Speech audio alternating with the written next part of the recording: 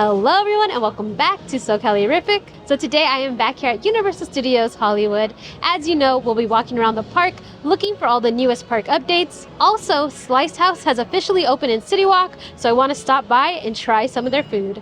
So come along and let's go. So we are starting our morning off here at the world famous studio tour. I just want to go on it because there are a little few updates that I want to check for. First update is here at Hollywood Drift.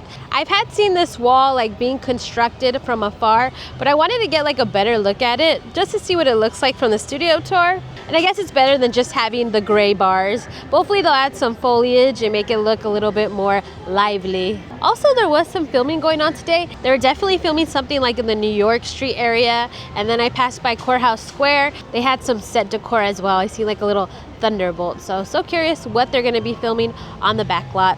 Also, shout out to Universal High, who is on Twitter and also now on Instagram. So if you guys give him a follow, he does really good updates and really cool throwbacks of Universal Studios Hollywood. He did post on Twitter earlier this week that an effect from earthquake is now working. And I wanted to go check it out. It's like when the telephone pole falls. That hadn't been working in quite a bit, but thanks to him, I wouldn't have caught it because I always sit in car 4 way in the back. I'm glad that they're still continuing to refurbish and work on earthquake. That's always really cool. Also, he posted another update that I might have missed. As you're leaving Amity and into Flash Flood, the Scooby-Doo van is parked right there. As I mentioned last week, Scooby-Doo and Universal Monsters are collabing for FanFest, and we're all assuming that we're going to be able to go to Little Europe at the Court of Miracles because that's where the Universal Monster movies were filmed. So it's kind of random to see it over there near that area, but it might just be parked there. Maybe they're doing some promos. I don't know, but it was just interesting seeing it randomly over there. It looked like a little spooky. And other than that, not really any other updates. But as we were passing by Falls Lake, sometime in August, they were filming Christopher Nolan's The Odyssey, and they still have the boat right there. It's all wrapped up, but it's been there for quite a bit of time. I'm hoping that maybe it'll stay here at Universal and eventually it'll be displayed. That movie does come out next year, but that would be cool if that's another little addition to the studio tour. If they uncover it, we get to see it as we pass by. And for this week's Hollywood Drift update, there has been some more progress on the Scream Shields. It is currently being constructed. They also have these attachments too. But let me tell you, the camera does not do it justice. When you're here in person, those Scream Shields look pretty massive. And they're not done quite yet, so I'm curious to see what it'll look like when it is completed. So last time I was here, they changed out the banners. They changed it out to Black Phone and Five Nights at Freddy's, but look, they changed them once again, so those were not very long-lived. Right now, they are promoting A New Era Begins, Peacock. We got basketball posters. But right now, I'm on the Starway, and I'm taking a look out, and I could see the Gabby's Dollhouse posters have been replaced. They are not gone quite yet, but now we have the Five Nights at Freddy's too. So they were replaced on top, but they did relocate them over here. Over here in Jurassic Outfitters, we have these black construction walls that went up. So someone did ask me, they wanted to see a little updated Halloween Horror Nights merch to see what they have around the park. So I'm over here in Jurassic Outfitters, and I'm just gonna give you a quick little overview of some of the things you can find. So they have a lot of the Hollywood merch. They have the overall event merch for Halloween Horror Nights. We also have the White Six merch. We have Jason, and I haven't seen this sign, so that's a new addition for me. The coaster. I wonder what they're planning to do with this entryway. It does make it a little bit more of a tight squeeze. And just a little FYI, Halloween Horror Nights is now Wednesday through Sunday, so if you'll be visiting the park on one of those days, the attractions do close a little earlier. So for example, the park closes at 6 p.m. today, but this attraction will close at 5:30. So down here on the lower lot, if you look at the buildings, they're already starting to prepare for the holiday season here at Universal Studios Hollywood.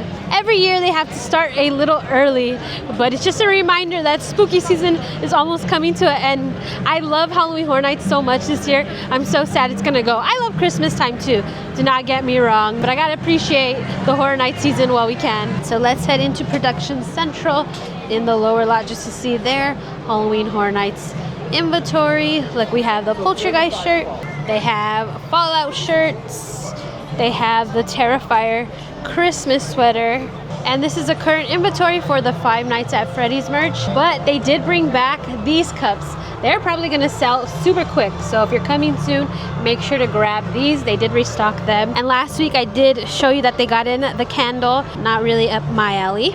These are the t-shirts that they have available. And then again, we have this Fallout merch. So a good little variety when it comes to Fallout. But the Five Nights at Freddy's Terrifier merch down here, not that much. Oh, I never noticed this, the ghoul. It's a little collectible figure. I like that it does say Halloween Horror Nights. Also, if you guys are looking for more Halloween Horror Nights merch, come here and check out the 101 Exchange. It has a new sign, I don't know, decal. They got a Terrifier bucket hat and the poster as well. And for Hollywood Drift Fast and the Furious, they are making more progress on the entrance sign. You can see it's taking its shape, its form. So we'll check back next week to see what that is looking like. So the entrance to Super Silly Funland is going through refurbishment. Last time it was a play area back there. They finished up with that, but now they're working their way to the front. So they're working on this entrance. And also it looks like the water area is getting a refurbishment as well. Honestly, this could be on today. It is still warm weather. I am ready for that fall weather. The attraction is currently open as of now, just a little FYI. So I'm here at the store, like the Minion store when you exit Minion Mayhem, and they have this new Minion collection. Just look at that Minion. So we have the M for Minion. We also have this Minion plush. It's like black and white skeleton, little pleather gloves, little pleather shoes. I do like the little top of its hair. So this plush is $45, but also comes with like this little bag that you could put it in. I think it's a bag that has a little string. And then we have this black and white stripe long sleeve, and right here has Kevin Stewart Bob. Oh, so it is part of the Universe collection, so that makes sense. They also have this white shirt too. Here is the design, and we have the Minion with the two bananas, but it is definitely giving me those emo vibes, even with like the black broken hearts. Oh, actually like this one. Looks like it's a little spray painted. Perfect for the Halloween season, but I haven't noticed these, so I think they just got them in. And there's more. They have like these acid wash sweats as well. And again, with the Minions logo. All right, so I came over here from this angle. Right now, you aren't allowed to use the binoculars. They are covered, but basically over here, it looks pretty much the same. They are still just working on the sound wall, adding more of that stuff. Like I mentioned last week, I did like to see the promotions from here. I don't know why, but now that will be covered up. I wonder what this is gonna look like once Hollywood Drift finally opens. I don't know if they're gonna allow us to get this close to enjoy the coaster, but if they do, that would be really cool. So they've had this dress, the Minion. This is so funny. Like he's like in his little banana chonies. But we have a new addition for Halloween. Look, it's a little Minion bat. That's so cute. So if you want to get in the spooky spirit, you could dress your Minion up for Halloween. So I haven't shown you guys this yet, but in case you haven't seen it, they have a Hello Kitty Chucky shoulder plush. Super cute.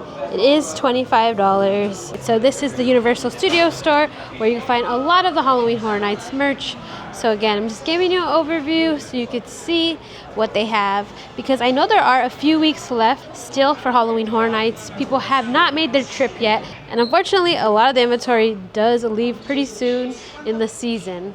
But there are a few items here still. Like, for example, this used to be like the Terrifier section, but right now it's just like the Terror Tram Blumhouse section. Honestly, I can't really find a lot of Terrifier merch. They have like the popcorn bucket, this Christmas sweater that doesn't feel that comfortable, if I'm being honest. So they have expanded more on this Universal Monsters collection. Look at this. It's like a little Frankenstein onesie for the kids. That's so cool, and it looks rather cozy as well. They also have this shirt, but I don't really like the material. It's kind of like that dry fit. And they also have this Dracula onesie as well. This is so cute, but what I like about this is that this actually comes with a little cape. How nice. This is, oh, $74. Bit of a splurge, I guess, because it does have a cape, but it's cool. But I don't know, $70 is pretty steep. All right, so I came back to the Frankenstein one because I figured they had something on the hood too. And yeah, it has like the little bolt. It has his hair. That is so cool. I love these. All right, guys, it is time for lunch, and I am ready to try Slice House pizza, craft, and beer. All right, so here are a look at some of the items you could get here. The hot Mario, look, it was a hot commodity. It's gone. We got the spider web. And here, look at some of the prices too. The Sweet Gino, $10.95. the Motorhead, which we're gonna be trying today. They have the traditional, so they have like the deep dish pizzas, but they also have like the regular styles as well. Oh, and they also have fresh baked chocolate chip cookies. Yeah. All right, so we got our food to go. Slice House is already popping. But right now I'm going to put on screen so you kind of see the menu. So if you decide to come, you can kind of plan. And I am letting you know that this place is quite pricey for a pizza place. They do have other locations, but since this is located in City Walk, all the prices of all these places are definitely inflated. So if you have a Slice House near you, you might want to check out that one, but I don't, so we're going to try it today. All right, so we went with the traditional pepperoni slice.